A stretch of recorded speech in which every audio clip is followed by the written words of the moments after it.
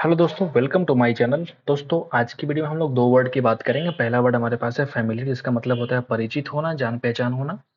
और एक वर्ड हमारे पास है ग्रेटफुल या ऑबलाइज, जिसका मतलब होता है एहसानमंद होना। तो इन दोनों का जो वर्ड है, ये अलग अलग हम कैसे इसका इस्तेमाल करेंगे, इसको हम लोग आज की वीडियो में जानेंगे। बहुत ही छोटी वीडियो होगी, मजेदार होगा। आइए समझते फैमिलियर टू की अगर हम बात करें आपके सामने, तो जो पहला वर्ड हमारे पास आया है वो हमारे पास है भैया फैमिलियर टू।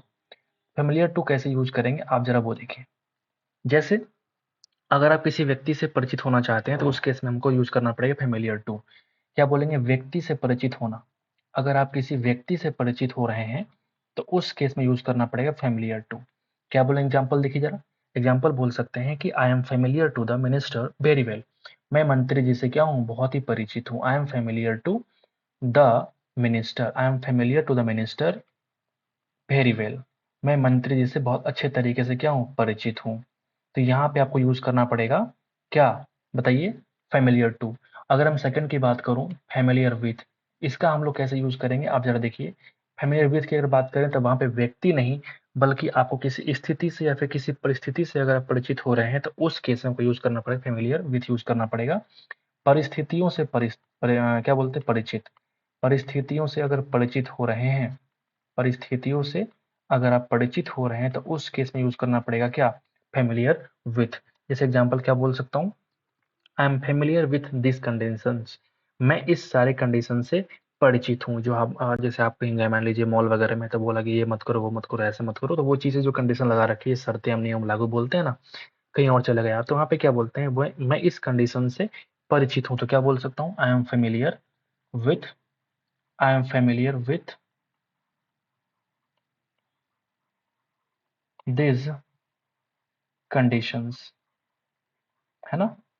कंडीशन। तो यहाँ पे बोल सकते हैं अगर किसी इंसान से परिचित होना तो फेमिलियर टू, किसी परिस्थिति से परिचित हो रहे तो यहाँ पे क्या बोलेंगे? Familiar with.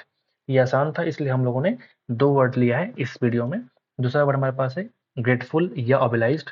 Grateful to, ओबिलाइज्ड to का मतलब होता है किसी इंसान से एहसानमंद होना। जैसे अगर हम पहले की बात करूं तो ग्रेटफुल या ओबिलाइज्ड टू के मतलब होता है किसी, अगर आप इंसान के लिए, इंसान का एहसानमंद हो रहे हैं, ठीक है, किसी व्यक्ति का एहसानमंद हो रहे हैं, तो उस केस में को यूज करना पड़ेगा ग्रेटफुल टू या ऑब्लाइज टू। समझ गए?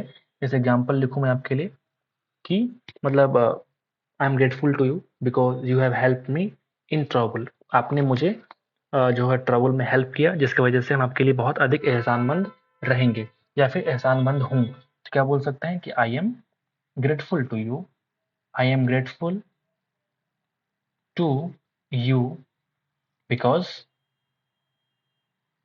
You have you have helped me in trouble. बोल सकते हैं मेरे भाई। बताइए।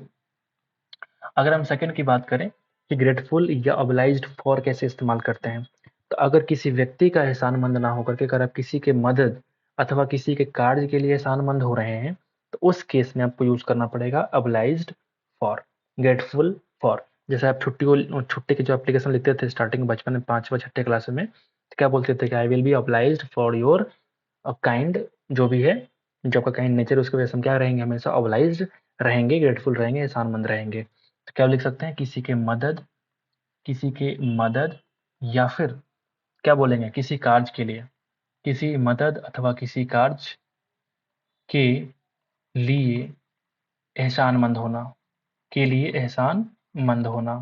जैसे एग्जाम्पल क्या लिख सकते हैं बताइए कि I shall always be grateful for your help in trouble. यहाँ पे हम किसी इंसान का नहीं बल्कि हम उसके कार्य का, उसके मदद का क्या हो रहे हैं? एहसानमंद हो रहे हैं। तो आई शैल ऑलवेज, क्या लिख रहा हूं मैं? आई शैल ऑलवेज बी ग्रेटफुल, है ना? आई शैल ऑलवेज बी ग्रेटफुल। ठीक है।